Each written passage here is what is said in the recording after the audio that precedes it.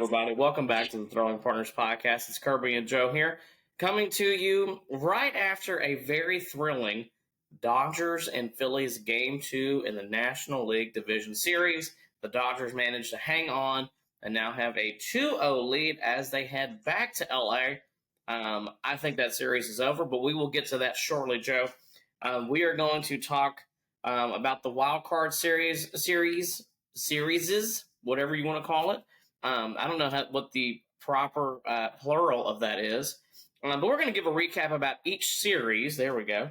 And then we'll talk a little bit about the division series, and we may touch on a couple things related to the Braves and the Astros, but that'll be later on in the show.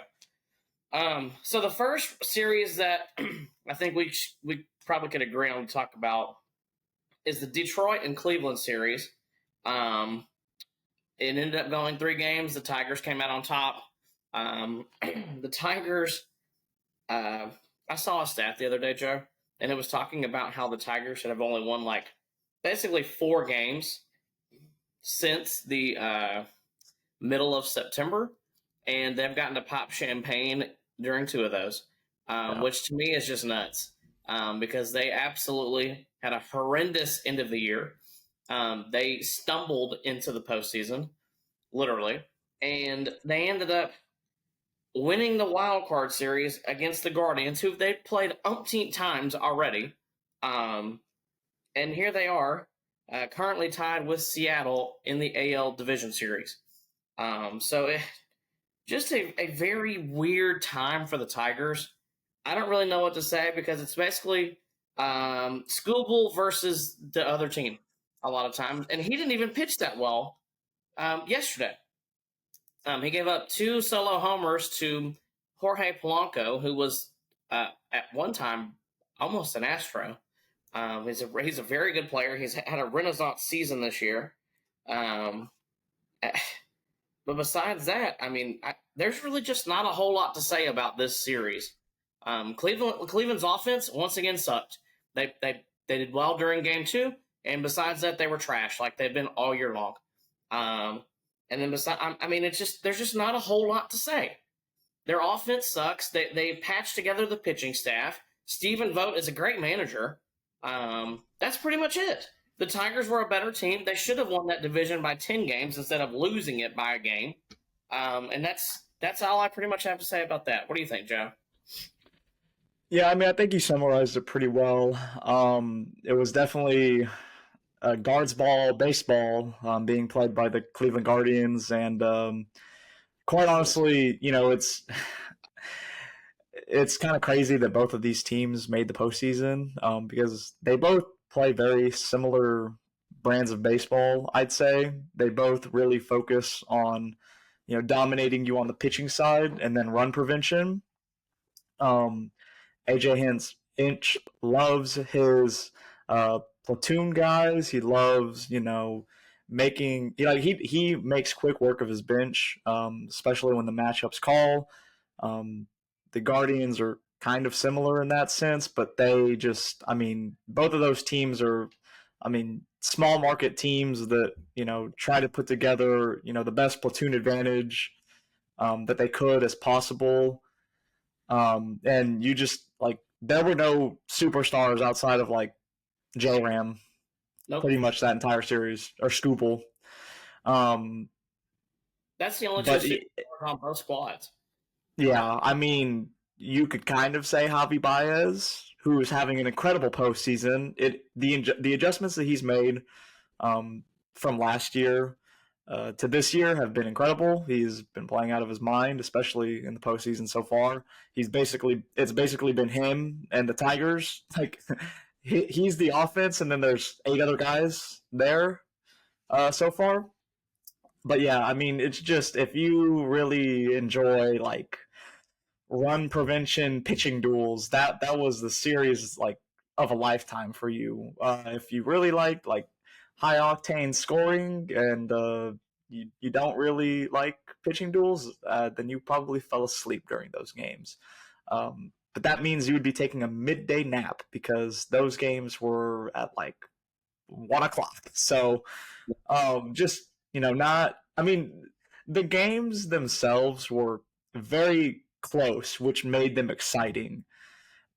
But there wasn't any like outside of like the Guardians, like I believe it was like 6 run, 8th inning or whatever, or 7th inning. That was like the most offense that we saw all series. That was like the most exciting thing that came out of that series. And then they didn't even win. So yeah, just that was an interesting series. Both teams should not have made the postseason. They should not have been in that position to begin with. I don't know if the Astros would have done any better, you know, but they just should not have been there. So the expanded wild card is really nice because it keeps so many more teams in it for so much longer. But we're really seeing between the Tigers, the Guardians, the Reds, all of these teams that are really not great teams making the postseason and then looking like crap once they get in it. And you know what? I think that's just going to lead me into my next series because it was basically the big leagues versus the minors, and that was the Dodgers and the Reds series. The Reds looked absolutely horrible. They obviously did not look like a postseason team. They're an 83-win team that literally snuck in on the last day. LA made them look silly, and they sent them home packing in 2 games. It was a no contest. The Reds looked exactly like we thought they would, and they sucked. That they're barely above a 500 team, and they looked like it. They absolutely look like it. I don't really have anything to say besides that. Besides, it looked like the big leagues versus the minors. It looked like the Astros versus the single A team. That's about what it looked like to me. They were not good. They looked bad, and the Dodgers made quick work of them. They did exactly what they were supposed to. yeah, I mean, I can't argue with that. That series was brutal to watch. And it's interesting. I've watched more postseason baseball in the last like week and a half than I had pretty much all of the last like 3 years, like outside of the Astros. Um, but yeah, that series was tough to watch because the Dodgers just dismantled them piece by piece. I mean, I thought that the Reds might have had a chance to, upset the Dodgers strictly based on their starting rotation, and that was literally it. I didn't think that they were going to beat them offensively. I didn't think that they were going to like dominate them when it comes to having their relievers come in, even though the Dodgers bullpen is not great. Um, I'm pretty sure Cincinnati's is worse. But like the only way I thought that the Reds could upset the Dodgers was with that starting pitching, and it was awful. Hunter Green was awful at his start. It was not Yeah. good. It was yeah, he did. I mean, and I was listening to a few YouTube videos talking about some of these teams that are still in it and kind of what makes them great. And that was honestly a terrible matchup for Hunter Green, who um, throws 100 consistently. But the Dodgers absolutely mash fastballs. They are the best team in the league when it comes to hitting against the fastball, which is why I think the Phillies are struggling with them right now. And we can talk about that series in a second. But yeah, I thought, it's interesting that they slotted Green into that game one start, considering the fact that the Dodgers are so good against fastballs. Um, but at the end of the day, they were never going to win a slugfest. If the Reds were ever going to pull that series off, it was going to be a 1-2 victory or a 2-0 victory where there was no offense and the Reds pitching did exactly what they needed to and they got one timely hit, and that just was simply not the case.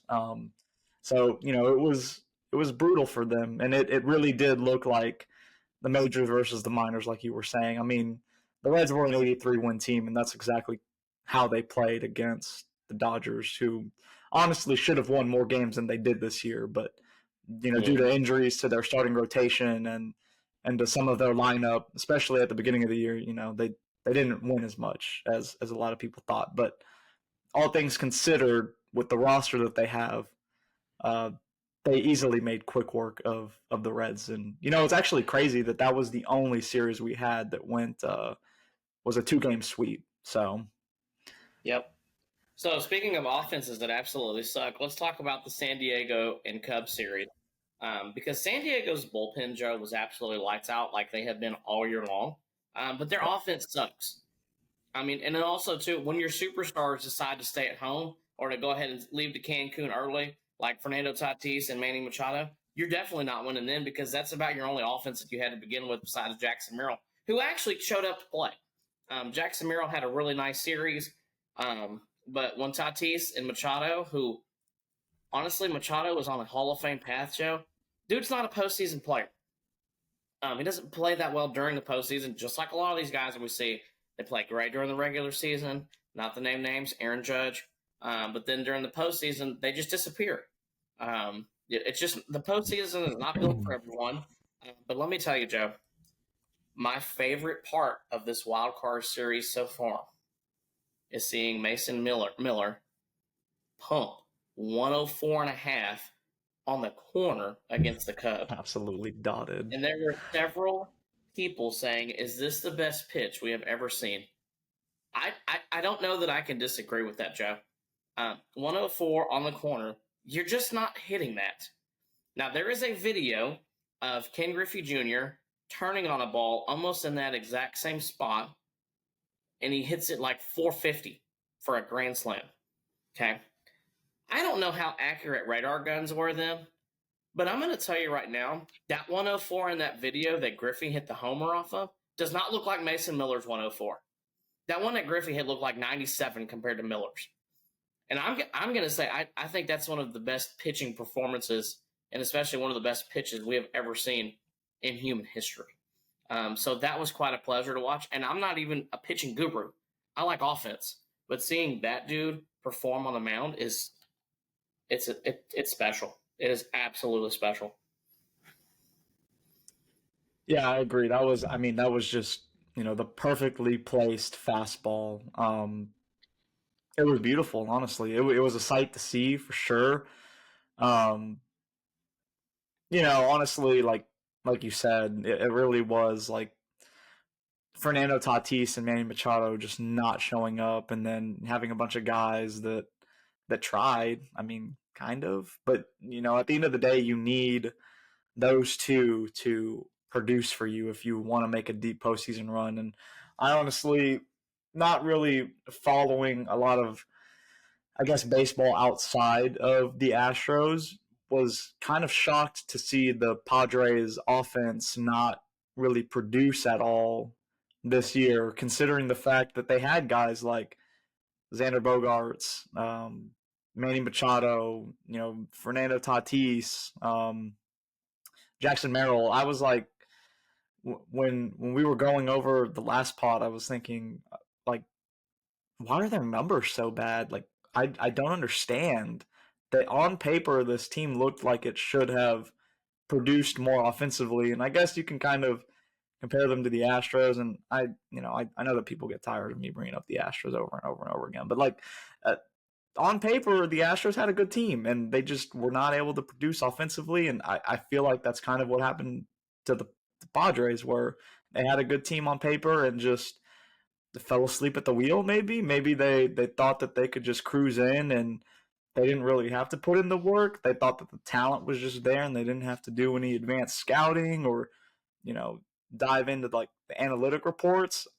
I don't know, One but thing it that just go ahead. One thing that we did learn from that Padres and Cubs series, Joe, is we learned how god awful umpires truly can be during the postseason because Yeah. it was the absolute ump show during that last game.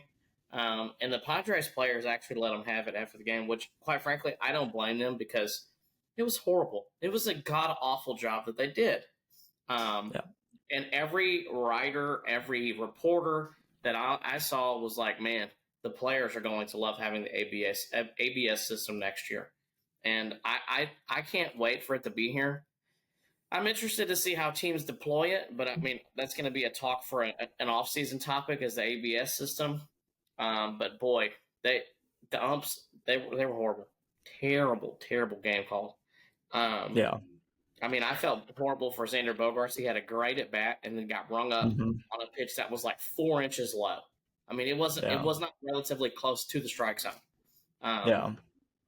I mean, Correct me if I'm wrong, but that was on a 3-2 pitch, wasn't it? yes, Yeah, I mean yeah, that's awful. I mean, you work that hard, not only like all season to get to that point, to yep, put yourself in a position where you've worked a good at bat, and he was playing hurt, if I'm not mistaken. He had just come back from an injury and was basically playing injured. Um, and to be able to, in the toughest situation, season on the line, bottom of the ninth inning with no outs, might I add, for that to be out number one, that's so demoralizing, and it's even more demoralizing because the Padres did end up scoring one in the bottom of the ninth, if I'm not, or in the top of the ninth, if I'm not mistaken, and they got a rally started, but with that one out from that one pitch that was not called correctly, it just created a butterfly effect where they were not able to produce after that. I mean, it's just that's frustrating because you work so hard, the strike zone, and then to mm-hmm. have that at bat taken out of your hands for like not being rewarded for doing something right is insane to me. And I'll make one comment about MLB and the ABS system, and it's frustrating to me because I don't understand it. You have the ability to get every call right now. You have the technology in place, and yet you refuse to get it right automatically. Just makes zero sense to me, honestly. Like, you can get every call, every ball and strike call correct, and you can still have a human umpire back there who relays that, but you refuse to just correct it all and put it and still put it up like for debate, like having this strategy. And I get it, it's another cool like strategic thing that teams will have to like learn how to utilize, and there's a lot of data that's been produced based off of its usage in the minor leagues. Like, catchers have the best rate of overturning a call from what, like, depending on what the call was, and like 56%. Batters have the next highest, and then pitchers are the worst when it comes to getting calls overturned. But it doesn't make any sense to me that we have the technology to get it right every time and we're not doing it. Um, and that I kills me think because batters should be rewarded for taking good pitches and pitchers should be rewarded for making good pitches. And if we're not doing that, when we have the technology, it's mind-boggling to me. if you would have let the players, even managers, vote on it prior to the postseason, like because we didn't have any baseball Monday, if they would have just said, "We're going to let you vote on if you want the ABS system during the postseason or not," I guarantee you they would have had 100% consensus, like, or it would have been very close to it, Unless you're because they Walker were Buehler. do what? I said unless you're Walker Buehler. Yeah, but I think you would have had at least 90% consensus. Like it would have been very much yes, we would like this right now. To just eliminate as much human error as possible. But anyway, moving on. The Padres lost. Cubs moved on. Cubs got to fly the W at Wrigley. In our last series, our last wild card series, Joe, were the Yankees versus the Red Sox. Let me just say this. I really wanted the Red Sox to win. For one, I can't stand the Yankees. Two, there's a lot of guys on the Red Sox I really do respect and I do enjoy watching play. Max Fried actually pitched a very good game in game two of this or was this game one? No, I'm sorry, game one. Whatever this was, it's late, of this wild card series. Had a great start. The Yankees still lost. They lost that game. So I don't know what is going on with Max Fried, Joe. He just seems to be cursed in the postseason. He has a career 5.31 ERA in the postseason. He's thrown over 75 innings in the postseason. If it's 5 innings to start, that's like 15 starts. Okay. His last great game that they won a postseason game was the 2021 World Series in Game 6. Now, granted, he pitched in Game 2 of that series and got lit up for like 4 runs. Game 2 was not a good start. Game 6, he was lights out. I don't know what flipped a switch in Game 6, but obviously he pitched 12, the Braves won. But 2022, not good. 2023, not good. 2024, not good. 2025, good, but they still lost. And then, as of yesterday, he pitches in Game 2 against the Blue Jays and gets absolutely rocked. 3 innings, 7 runs, horrible start. And I don't want to say vintage Max Fried, but at some point, it is who he is in the postseason. He is historically now the worst postseason pitcher of all time, minimum 75 innings pitch. And it's not particularly close. Clayton Kershaw gets a bad rap. His career postseason ERA is like 4.46. Also not good, but over 9 innings, that's like a quality start. That's like 6 innings, 3 runs. Max Fried has a 5.31 ERA in the postseason. Who wants to count on a dude that's costing you $218 million that's going to give you a 5.31 ERA in the postseason? Nobody. That's a long contract, Yankees fans. Get used to it. Because like I said, he's just showing that that's who he is in the postseason. That's all. That's all I'm going to say about that. Boston in Game 3 looked absolutely lost at the plate. They looked like double-A guys coming to play. They looked absolutely lost. God-awful at bats, and that's what lost in the game. They looked horrible. I was embarrassed. I had secondhand embarrassment watching their at-bats. I was like, I'm a 32-year-old out of shape. I would have had much better at-bats than like Yoshida did. Yoshida looked absolutely horrible up the dish. Swinging at stuff above the letters. Come on, dude. Like get it together. Anyway, that's all I want to say about that series. The Yankees moved on, and they're currently down 2-0 against the Blue Jays, which is fine with me because I don't like them anyway. Yeah, I think out of all of the series, that was my favorite to watch, just because you've got the historics of it all. I was rooting for the Red Sox, didn't happen, but I'm very pleased to watch the Yankees get embarrassed by another AL East rival. So I'm not crying about it currently. But yeah, I mean, Cam Schlittler shoved it down the Red Sox throats on Dude, he was unreal. that Game 3. That was a masterclass pitching performance by him. And honestly, the thing that surprised me the most about that series is the fact that Alex Cora allowed Aaron Boone to outmanage him.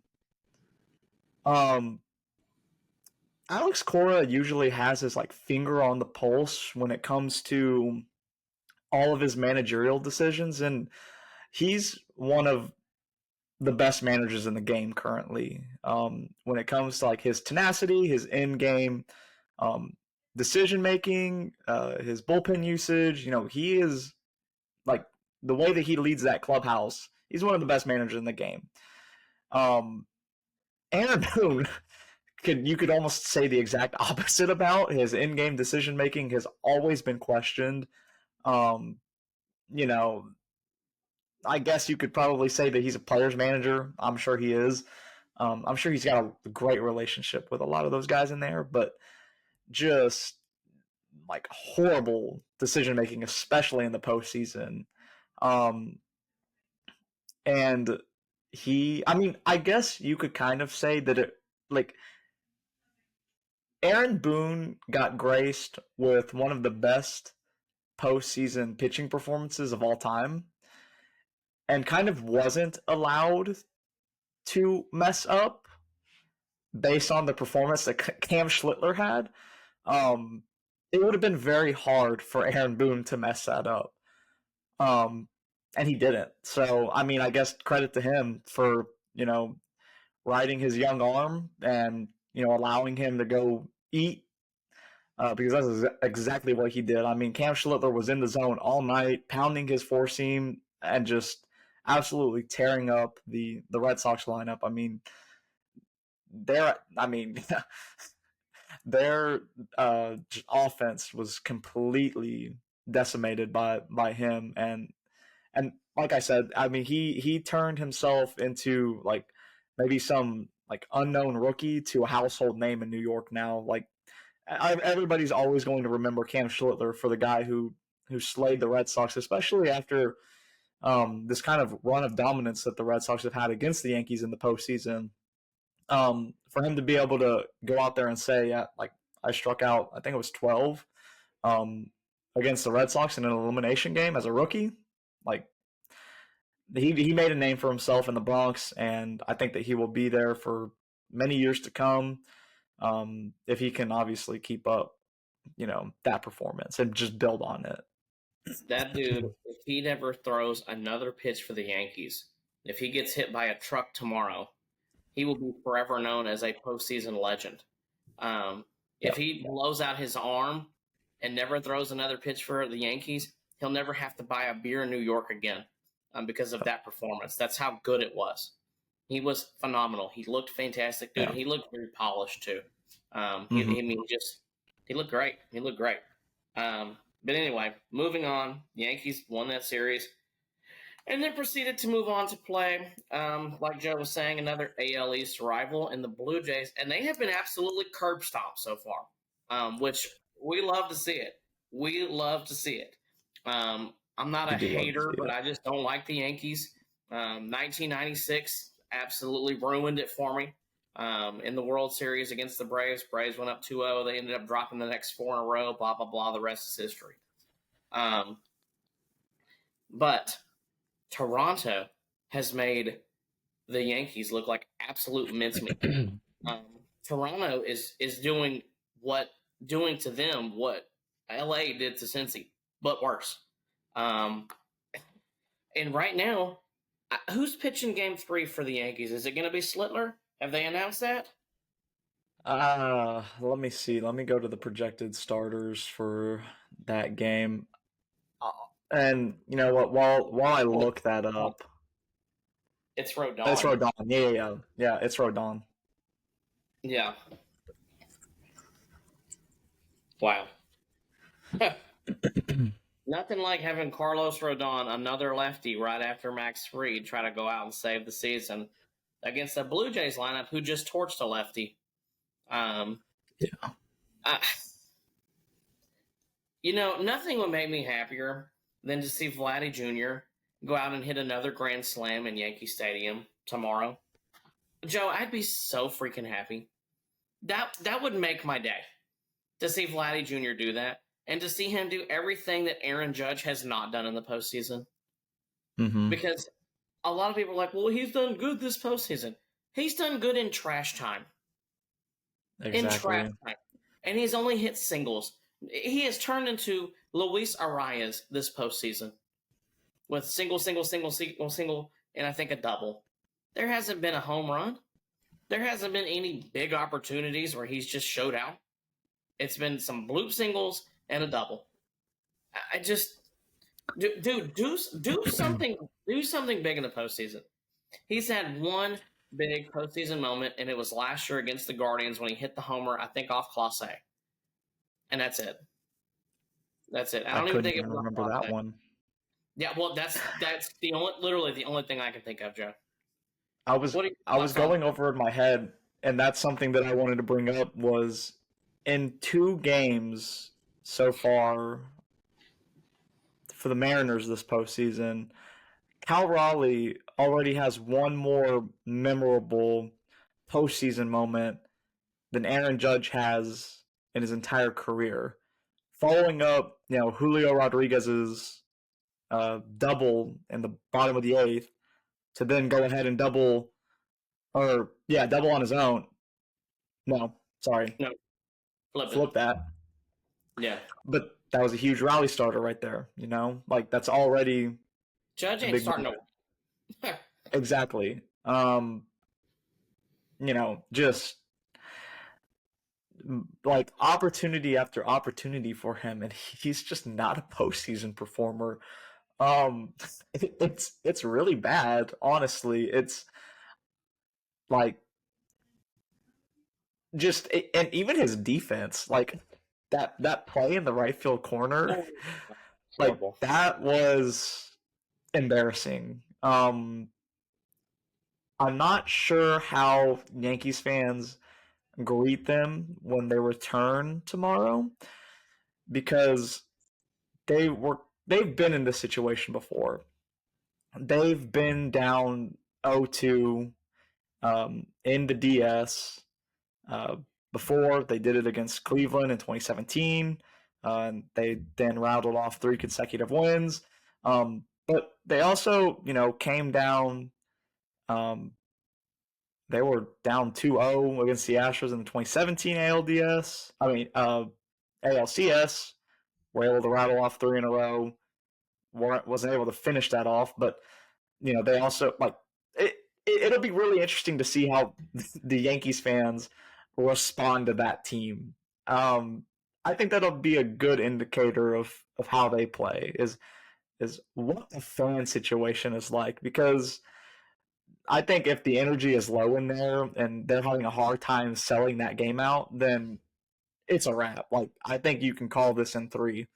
Um, Not that, obviously the fans have that much to do with the game. Like obviously you could play in an empty stadium and you know, you could flip a coin to see who's going to win. But like it's just Can we? I Can we? think that Yankees fans like have a reality, like they have an idea of what this team's ability is and how they can respond to adversity. And if that stadium isn't sold out, then that tells me that they do not have faith in that team, and that like Yankees roster is probably giving up tomorrow night. So let me just share this with you, Joe. So I'm just because I was curious, I got on SeatGeek and just to look at tickets for tomorrow night. So typically, like 24 hours prior to game time, tickets are still pretty high on stuff. Okay, and like the closer you get to game time, the cheaper that they'll come down. Right? We usually buy our tickets like at 2 o'clock the day of through a third party. Me and you could go for pretty damn cheap right now. We could go sit in the main level, like 228. It looks like to be like a club level, and sit on row 3 for 169 a piece. That's including fees. For a postseason game at Yankee Stadium, Joe, that's pretty darn cheap. We could go sit in the higher level for $95. We could sit kind of down the first baseline in the third level for 101. Joe, there is no way that stadium is sold out tomorrow looking at these ticket prices. These ticket prices tomorrow are going to be $60. I mean, if they're not sold tomorrow, they will be dirt cheap. Like, Yeah. we're talking about the Jim Beam Suite, which is right behind home plate, and the third level is 163. Those are good seats. This is Yeah. a playoff game at Yankee Stadium, and these tickets are already this cheap. Tomorrow, I'm going to be able to get these for like a quarter. I mean, they know this team is cooked. Yeah, and again, like that obviously has like no indicator. Like the Yankees could come out and bash the baseball all over the Bronx, and they could win like 12-1 tomorrow, like with a half baked crowd. Like it doesn't matter. But I think Yankees fans have a good finger on the pulse when it comes to this team's ability, their ability to like respond to adversity. And I think that that's just an indication of like what could be, like the faith level in this team. So I'm not saying like the Yankees won't like sell out tomorrow, like the crowd won't be rowdy, so that automatically means like Toronto's going to win, because like I mentioned, they have a history of being able to come back in these moments, and if you let them get one, like don't let them get another. That's all I'm saying, because like just don't let them get one because they could get hot. We've seen it before. Now, I don't think Aaron Judge will be one of the guys to get hot. I think it'll be like an Austin Wells or a Cody Bellinger, like go on an absolute heater, like Jazz, like pops off. But I don't think it'll be Aaron Judge. Last year we talked about Giancarlo Stanton being the difference maker for the Yankees, Yep. and then he produced. He is a great postseason performer, He is. He has just been. throughout his career.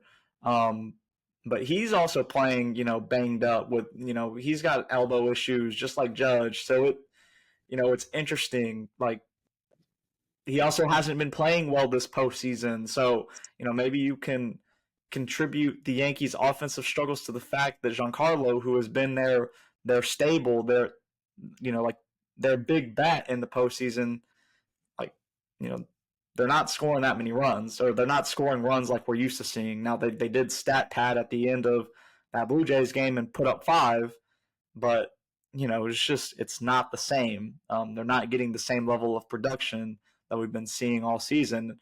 And I understand that you're not going to see that in the postseason because you're now facing like the best pitchers in the league. Yep. Like you're facing just another tier of pitching in the postseason. So while I think that offensive output is due to be a little bit diminished, the fact that they've themselves just been outslugged and bludgeoned by the Blue Jays is kind of a testament to how bad this offense really has been for them so far in this ALDS series. Not to mention too, like this, Jeff. Velocity plays up in the postseason. Like Schlittler was not regularly sitting at like 100 to 101. He's usually sitting like high 90s.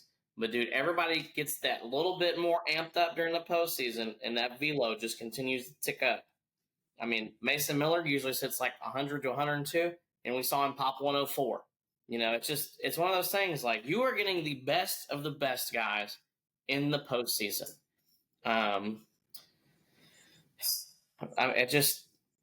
The Yankees that series is over as far as I'm concerned. We also just saw the end of the Phillies and Dodgers series, and the Dodgers are officially up 2-0 after a very thrilling ninth inning,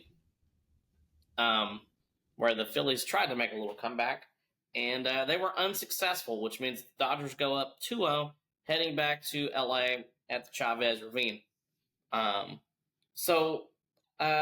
Joe, I don't know if you saw this or not just now, but Rob Thompson just announced that Aaron Nola is going to start Game 3. Not the Don't you guy. have Ranger Suarez sitting in your back pocket? Okay, what were you just saying about the Dodgers are a good fastball hitting team, correct? Uh-huh. Do you know who throws some of the best junk in the game in the postseason? Ranger Suarez. No. Ranger freaking Suarez, dude. He doesn't throw hard. He throws a lot of off-speed stuff that's going to keep you off balance. What are we doing throwing Aaron Nola? He's going to get lit up for 7 runs in 2 innings. They're going to bat for the order twice. Come on, Rob Thompson. You are smarter than that. We're not trying to get cute here. You're down 2-0. You're fixing to be in Cancun with the Braves and the Astros. Okay? I don't get it. I don't get it at all. That makes absolutely. And he said Ranger would follow. So you're going to have Nola as an opener for 2 innings, 3 innings tops, and then you're going to throw Ranger? Well, who are you going to throw in Game 4? You bringing Sanchez back out on 3 days rest? Probably. I mean, I don't know. It's just very asinine to me. I would be mad if I was a Phillies fan right now. Because I'm mad right now, and I'm not a Phillies fan. Like it kind of seems like it's just rolling over to the Dodgers. exactly. I mean, I don't know if it's like, I don't know if the advanced scouting department has, some numbers that, we don't have access to, but I mean, the video that I listened to was pretty, thorough on the numbers, and it really did seem like Ranger Suarez would have been like the best matchup for the Phillies against the Dodgers, and for them not to immediately go to him in an elimination game is quite surprising to me. Honestly, I thought the Phillies, it's interesting because they really did squander that first game. I mean, they had a golden opportunity to, absolutely ride some momentum into game two. Just absolutely squandered by Teoscar Hernandez, who, we're mentioning guys that play very well in the postseason. He's one of them as well. He just absolutely dominates whenever he's in the postseason. I freaking love for him to be an Astro. Thanks, Jeff Lunau. But yeah, just the Phillies have just they haven't had that moment yet that they usually have. Like they've had those moments, like the Bryce Harper NLDS home run in 2022. They've had their moments. They have not had a postseason moment thus far. They almost had one tonight. That game ended in a very close. Dave Roberts almost had a Dave Roberts masterclass at the end of that game. Just his bullpen management continues to be horrible, but at the end of the day, their bullpen is not that good. So, but he was bailed out from that. But just the Phillies are in a hole right now. But okay, so we just got done talking about the Yankees. If there's one team between the two that I think can come back from this 0-2 deficit, I'm taking the Phillies. I think that Kyle Schwarber's bat plays very well in LA. I think half the Phillies lineups bat plays well in LA. I mean, the ball flies, the ball is going to be flying. But yeah, that's just, I mean, the ball could be flying off the Dodgers bats too, because you're not going to be your best pitcher in this situation. And especially with the fact that you're going to follow up a starter, you're basically handcuffing yourself for the next day already. If you're going to have Aaron Nola start, you should just ride him until the wheels fall off. Then 2 1/3. So that you it's I know it's win or go home, but if you are putting yourself in the situation to where if you win, you should probably have Ranger Suarez waiting in the wing, ready to go. But you're gonna use him? You're going to use 2 of your starters in one game. That doesn't make any sense to me. And I get it, elimination game, but that's what you have a bullpen for. You get 2 or 3 innings out of Nola, then ride your bullpen. That's pretty much it. What else doesn't make sense as well, Joe? What just happened? Wilson Contreras William. Yeah, William Contreras. Sorry, my bad. Just an absolute tank off of. I think that's who's pitching for the Cubs right now. I think that is Shota Imanaga.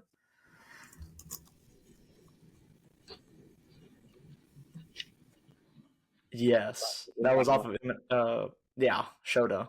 So that was an absolute bomb. I think that went over 400 feet.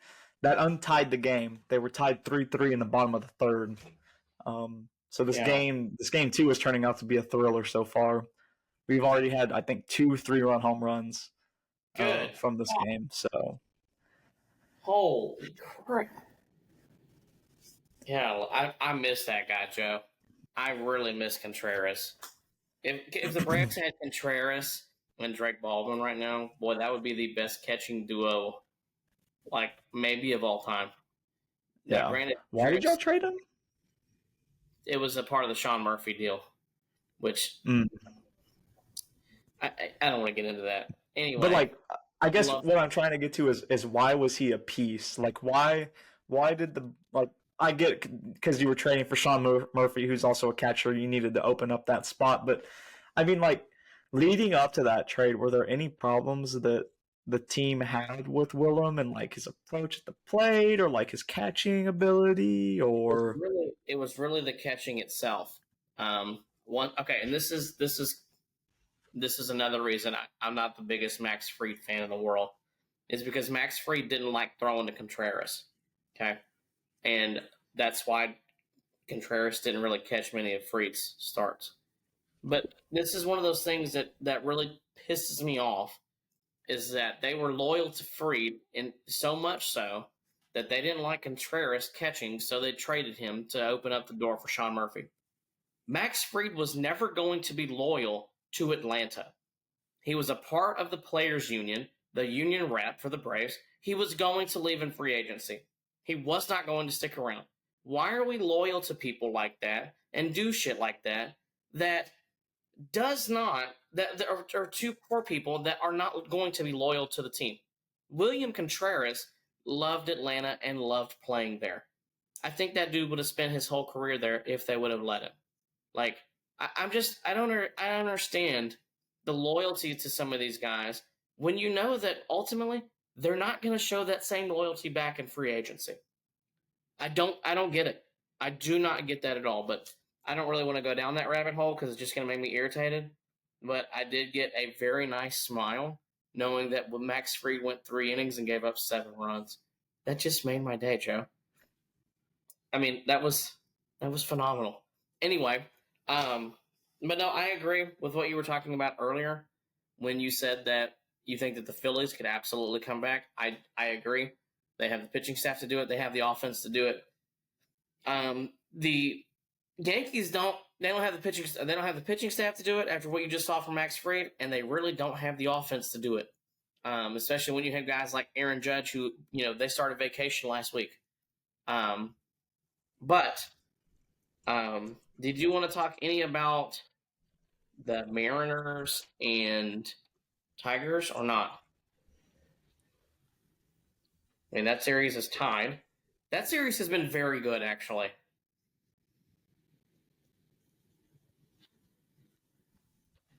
yeah, the you were talking about the Tigers and Mariners Yeah, series right now. yeah, Yeah, that's been a fun series to watch as well. Again with the Tigers not really playing a lot of offense, really just a yep. lot of run prevention. Um, Found it very interesting yesterday. Yesterday was the Scooble game. Going into that series, if you were to tell me that the Tigers went 1-1 in Seattle and stole the game, I would have suspected that they won the Scooble game. I did not think that they were going to lose that game. And then Jorge Polanco decided that he wanted to turn into prime Barry Bonds against uh, Tarek Skubal, which I bet Nathan was really happy about. Um, it makes me so sad knowing that the Astros were this close to signing him in the offseason. Because they really could have used his bat. He absolutely popped off for the Mariners this season, and obviously, now he's stepping up, and he hit 2 home runs off of the best pitcher in baseball at the moment. Um, yeah, I mean it's been a good series. Some part of me is so. Here's the thing: I hate the Mariners. I hate the Yankees. I hate the Dodgers. I'm definitely rooting for the Yankees and the Dodgers to lose. But I'm a little conflicted on the Mariners Tigers series only because I think if the Tigers lose, the funniest thing possible could happen. And I kind of just want it to happen. I want the Tigers to not extend AJ Hinch. Mm. And It's well, there's been a lot of rumbling that if the Tigers don't get past the ALDS, AJ Hinch is gone. And I think that if that happens, the Astros will then fire Dana Brown and Joe Espada. Joe Espada. I just, I made a tweet the other day. I was like, my ideal Astros offseason. You hire AJ Hinch.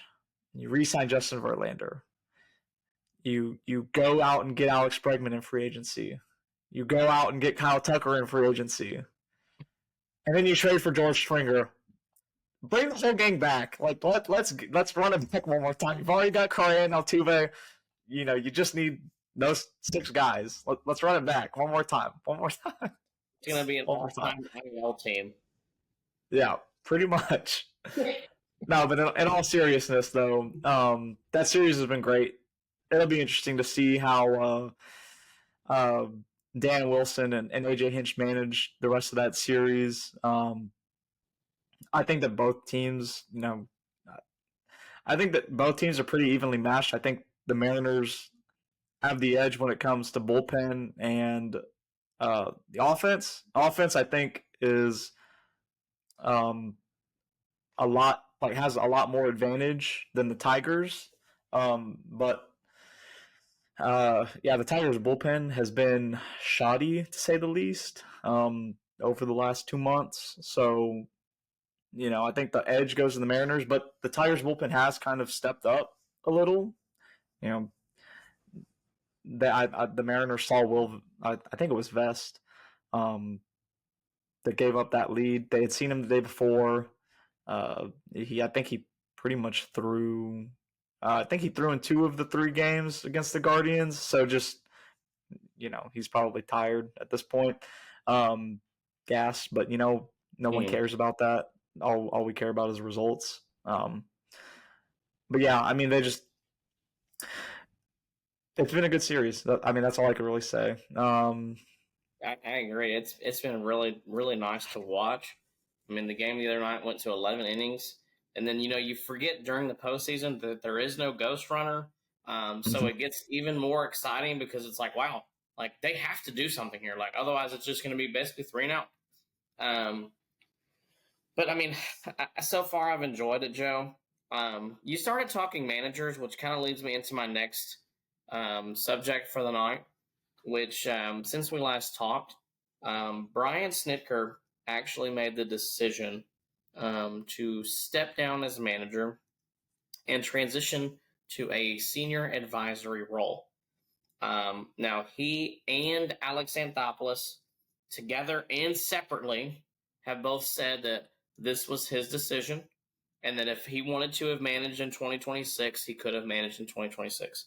Now, Brian Snitker is 70 years old, 71, somewhere in there. And he said this was his decision. Apparently, I did not know this in the contract that he had signed a few years ago, that it said that whenever he was ready, he could transition to the senior advisory role until he was the age of 75. Now, Brian Snitker, obviously moving on as manager of the Braves, is an interesting move because not only do they need to really get Hassan Kim back, they need some starting pitching, they need some bullpen help, and they really need a DH/outfielder. But now they need a new manager at the helm. That's going to look really interesting on who they decide to interview and to hire. The worst part about all of this, Joe, is that the Braves are such a tight-lipped organization that nothing will more than likely ever get leaked about who even interviewed for it until after after somebody else is hired, and that will have to have been from somebody that actually got an interview saying it on like a talk show or a podcast. I have about 5 to 6 people that I think that they will interview. One of which is David Ross. I think he will get an interview. John Gibbons is very close to Alex Anthopoulos. I think he gets an interview. I would have said Skip Schumacher, but seeing as how he just got hired by the Rangers, that's not going to happen. I actually heard this name floated around, Joe. and that was Dusty Baker, which I thought was really interesting. Not somebody I would particularly care for as our manager. If he was 10 years younger, that's different. But Dusty is also old, very old. But with his ties to Atlanta, I mean, this dude was on deck when Hank Aaron hit 715. I mean, that's what kind of legacy he has in Atlanta. Um, but as far as managers, I think I'll pass, although I love Dusty as a person. Um, there's a few other names that were floated around. George Lombard, one of the bench coaches for the Yankees. Ryan Flaherty, a bench coach for the Cubs. I personally, Joe, just my thoughts is I would really like them to have somebody that's bilingual.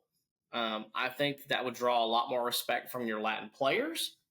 I would really like for them to look at hiring like a Martin Prado, or at least giving him an interview, or maybe hiring him as some kind of a bench coach. I had heard that Yadier Molina was interested possibly in managing. Don't think he would ever leave the Cardinal faithful, but that to me would be a haul as a manager. Um, I personally, being who I am, I would love for them to go out and get somebody bilingual, because you have such a strong Latin presence on the team. Um, I, mm, that's my thought. I'll be very interested to see who they hire. Um, one thing I do know is that Alex Anthopoulos takes his job very seriously. He loves being a GM. He has wanted to be a GM since he was a small kid. So I'm really interested to see how this offseason turns out for them. And I think that they're once the actual season is over, you're going to see him move quick, just like he always does.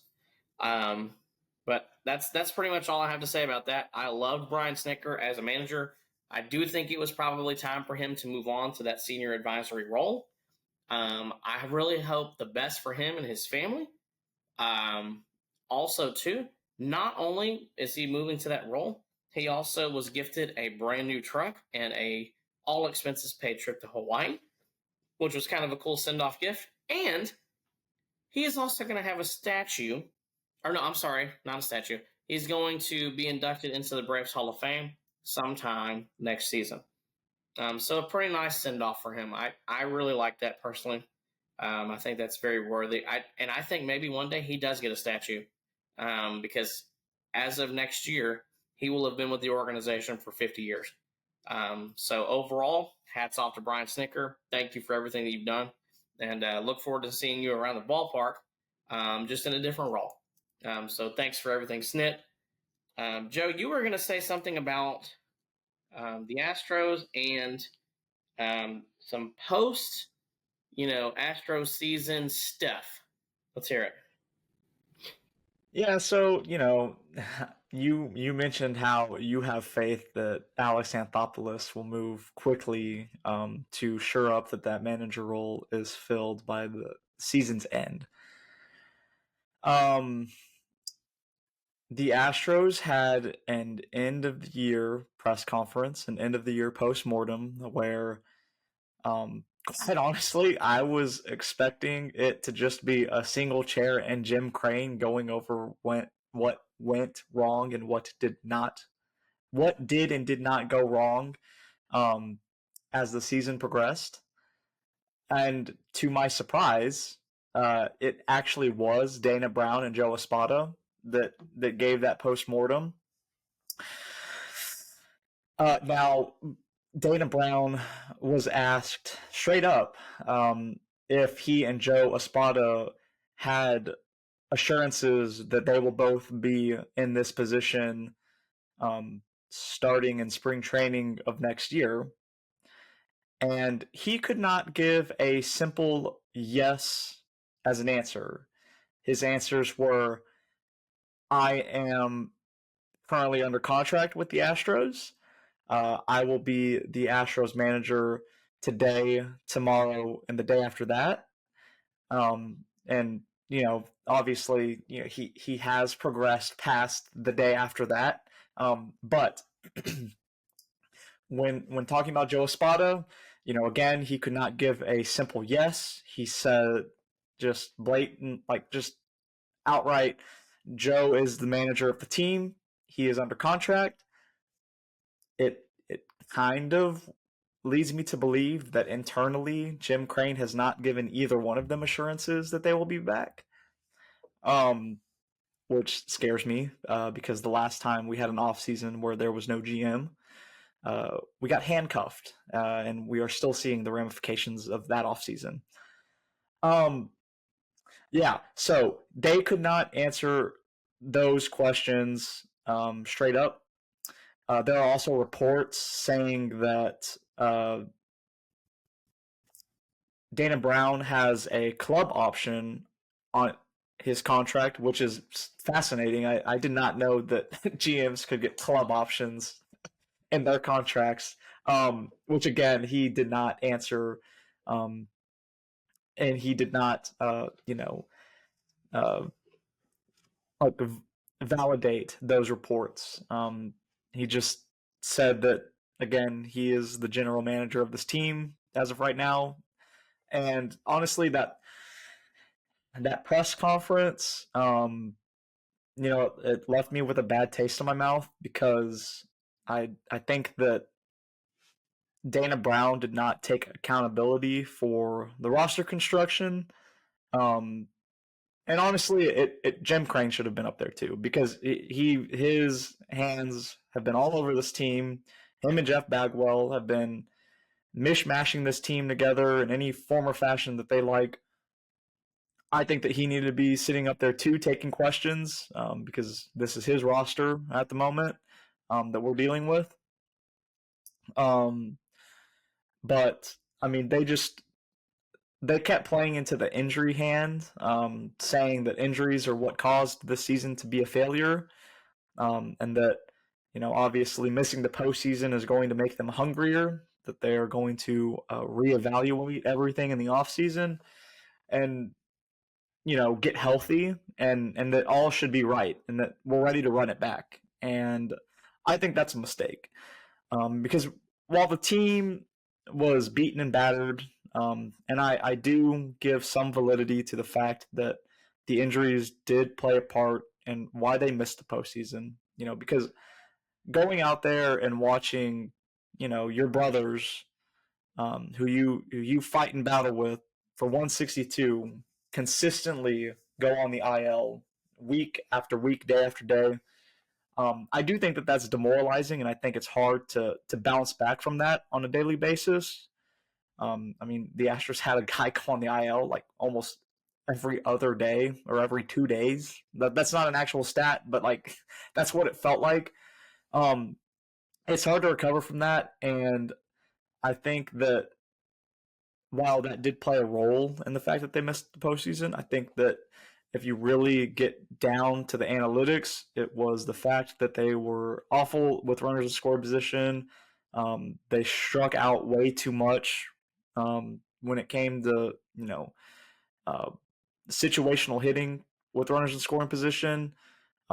They did not perform well in those moments. They didn't. I mean, Cam Smith was the most clutch hitter on the team this year, and Cam Smith for like 2.5 months was bad.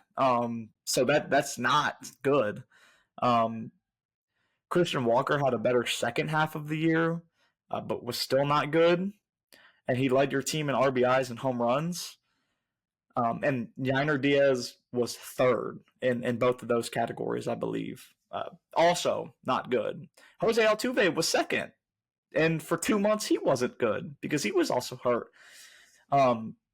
The team swings at way too many pitches, too early in counts. They saw the second least amount of pitches right behind the Colorado Rockies. I think if you're followed up by any stat next to the Colorado Rockies, that's probably a bad sign because the Rockies were historically one of the worst teams in Major League Baseball history, right next to the 2024 Chicago Cubs. Chicago White Sox. I think that there needs to be a philosophy change and roster turnover.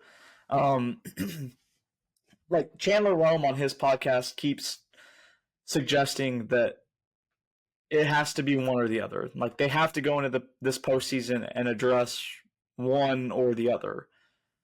Um, and quite honestly, I think it needs to be both.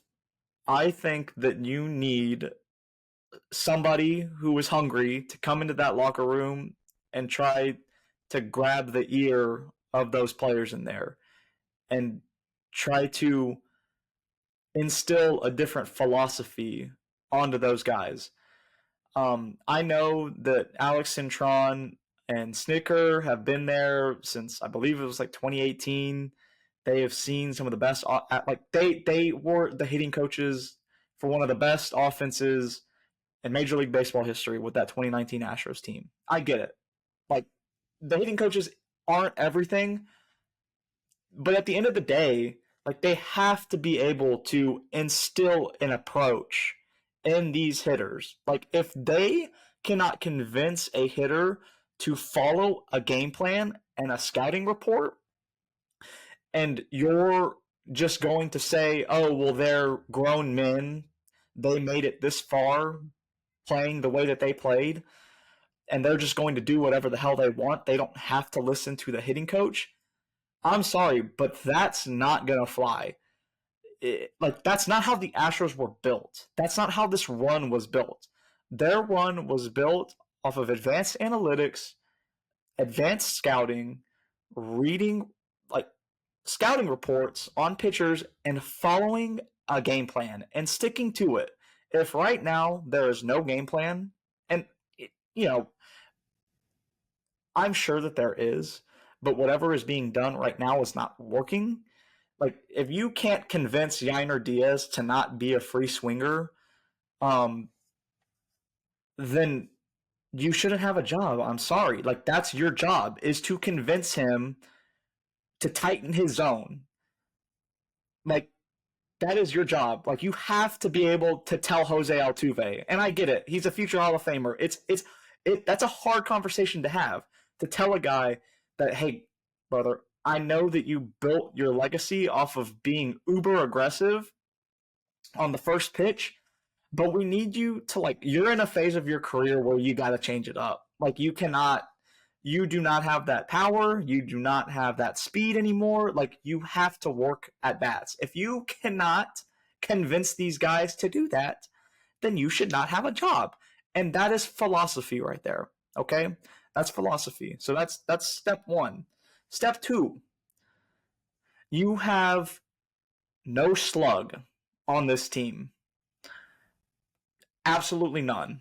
And you have no slug because Yordan Alvarez was hurt for 90% of the year. Isaac Paredes missed 2 months of the season. Christian Walker was awful. And you traded Kyle Tucker in the offseason. That's where all of your slug went. You have to build a roster that is able to hit extra base hits. We saw it this season where the Astros were not able to. They were only able to freaking slap singles all around the place. And they could not hit the long ball with runners on, and they couldn't hit for extra base hits with runners on. They lacked the ability to slug the baseball. And that is a roster construction problem right there. That's step 2, is making trades. You have a guy like Chas McCormick, Mauricio Dumont, Jesus Sanchez. All of those guys have some value. I had somebody tell me today that Chas McCormick has no value at all. And I think that that's BS because Chas McCormick is statistically very good at hitting left-handed pitching. He could be a very good platoon bat, and he's a plus defender. A lot of teams would be grateful to have Chas McCormick as their fourth outfielder, a guy that can come in and platoon against lefties. And you can absolutely get an arm for that, which means that you don't have to spin for an arm in free agency. You can go get a bat in free agency. That's what that means. Jesus Sanchez also has good platoon splits as well. You can get another arm for him. Mauricio Dubon is a Gold Glove utility player. He's projected to be getting paid like $7 million this year. You just picked up Ramon Urias, who should be getting paid $5 million this year. Obviously, one of them is not going to be on this roster, and I think that it's going to be Dubon to save money. If you go down and look at the names that are available when it comes to free agent arms, the names are not there for the Astros. The way that the Astros are going to acquire starting pitching this offseason is through trades. It's by trading Chas McCormick, it's by trading Jesus Sanchez, it's by trading Mauricio Dubon. Do I think that they're going to get a star for each one of those guys? No, I think that they're going to get projects. But the Astros have proven, their pitching life has proven that they can turn projects into stars. So I'm not worried about that. I'm worried about their lineup because their lineup is what killed them this year. Their ability to not score runs with runners in scoring position killed them. That's where free agency comes along. I think that there are some really good potential bats available on the market. Haven't looked at all of them yet, but there are. I know that there are. The challenge for the Astros is going to be developing those bats. Because again, for some reason, a guy like Christian Walker, who wasn't necessarily on a decline like Jose Abreu was, when it comes to his, approach at the plate or his hitting stats, absolutely cratered this year. And you might want to attribute that to injury, but you get a guy like Jesus Sanchez who was good all year, all of his career, all year this year with the Miami Marlins. You bring him in, you get with the hitting coaches, and then something changes to where he absolutely craters. Like, that is the Astros' challenge right now, is if we go and get a guy and spend money, are hitting coaches going to be able to unlock another level, or are they going to, put their swing in the basement and, trash it? That's my concern. That's one of the things that I'm worried about. They can spend in free agency, and then they can have a Jose Abreu type situation or a Christian Walker type situation where the guy absolutely craters. So, I don't know. But I think that it is both a philosophy and a roster construction problem that the Astros have, and I think that needs to be addressed. They have money to spend. They can shed that salary through trades. It's all whether or not they're willing to do it.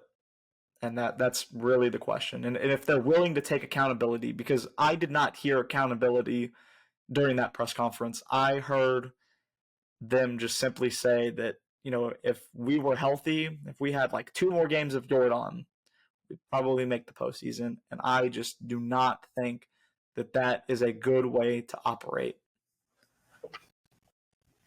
Well, Joe, I think you're exactly right, especially the way that the analytic department developed this golden era. Also, too, by making great decisions with people that were, essentially projects. Justin Verlander was a project. Garrett Cole was a project. Several guys, Charlie Morton was a project. Several guys throughout the years that have been projects. But anyway, the Brewers are up big on the Cubs right now. They are currently up 7-3. I can see Milwaukee holding on and being up 2-0. But other than that, Joe, I think we've had a great pod tonight. We had a really nice recap on the wild card series. We talked a little bit about the division series, who we think who's going to come out on top. And maybe by this time next week when we talk, we will be discussing some ALCS and NLCS, matchups and who's beating who's playing well. We'll be there, Joe. That's going to be great. But anyway, so thank you everyone for tuning in. We really appreciate it. Please remember to like, share, and subscribe to our YouTube channel, the Throwing Partners Podcast. And also to remember, we are on Apple Podcasts now. Please leave us a 5-star review and some words of affirmation. We would really appreciate that. The 5-star review really helps the show and gets our name out there. So thank you, everyone. Have a great night, and I'm going to say this. Let's go Milwaukee. I would love to see the Brewers win their very first World Series. So anyway, thank you, everyone. Take care.